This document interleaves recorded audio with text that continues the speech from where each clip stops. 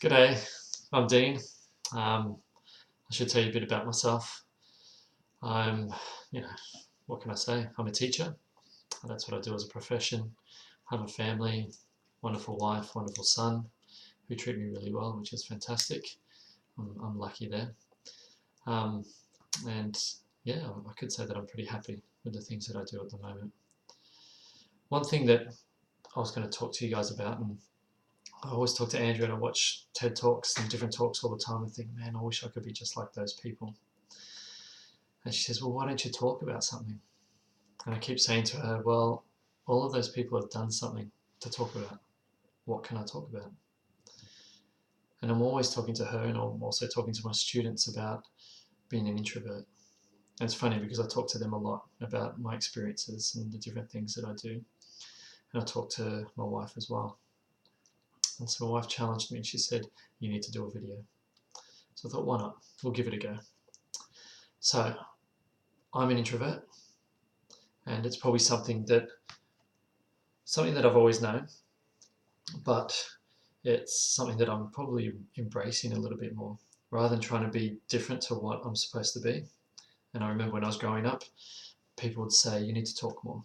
You need to do more things. You need to say more things. If you don't learn to talk or say things in public, then you're going to be disadvantaged. And so I've sort of learnt to cope with some of those things. I've learnt to cope and be a bit better. And I wouldn't say that I'm heavily an introvert in the sense that I can't do anything. And, who knows whether they actually exist. But I do know my weaknesses, and I do know when I need to stop doing things, or when I'm not doing things as well as I could. So what I'm going to talk about today is just something that I like to say is quickly about understanding an introvert.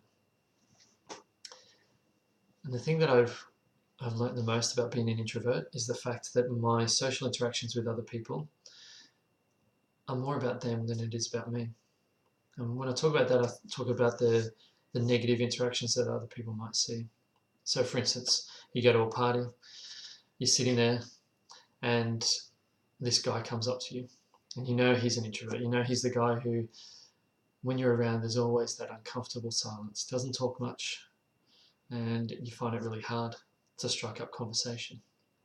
He comes over and you're like, great, there goes the party. Okay, I'm not going to be able to talk to him, what's going on?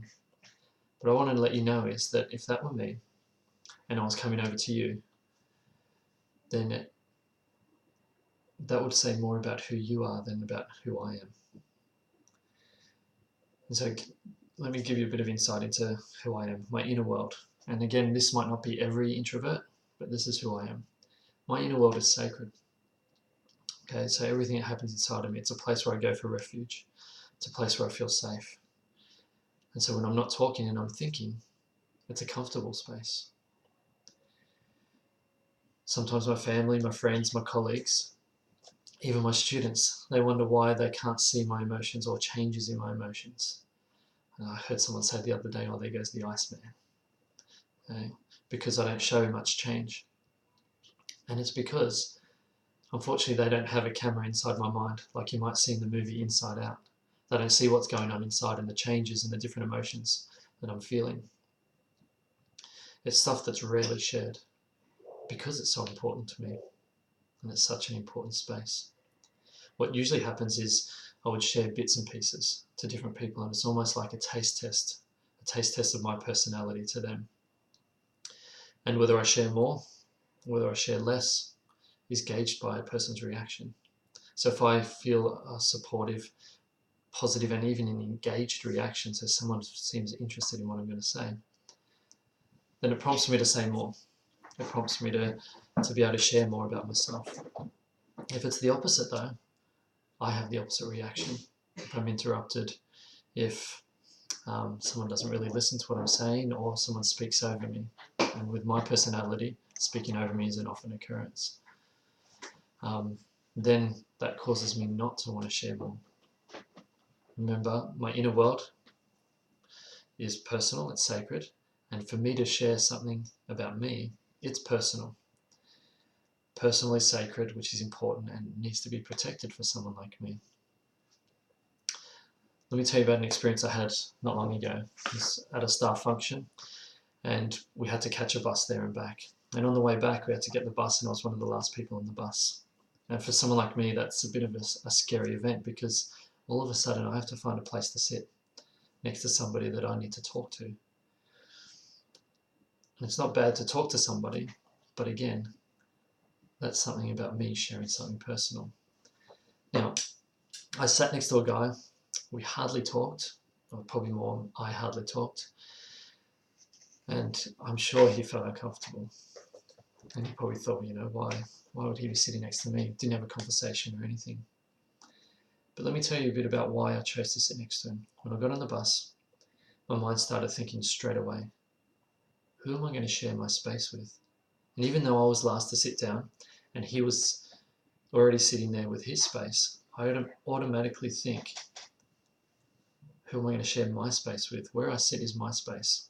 Not just my thoughts and is part of my sacred inner world, but my inner world encompasses that short area or the small area around me, that little piece of my environment. So if you're sitting next to me, in essence, you're sitting in my space, in my sacred part of the world. So why did I sit next to this guy? I share that part of my space, that part of my world, with people who I know aren't going to judge me, who aren't going to criticize me, who aren't going to belittle me, people who are genuine. Okay, they're people who I can trust. And so even though there was silence, for me it wasn't an uncomfortable silence. It was more comfortable. It was a grateful experience, okay, that I could sit there with somebody that I trusted. So what I want to tell you is, the next time you're with an individual who's an introvert, next time you're with an individual who may not be talking, who may choose to spend time with you or sit next to you or share their space with you, remember that the fact that they've chosen to be with you, even though they're not talking, says more about who you are than who they are. It's a compliment. It's something that should be celebrated. Thank you.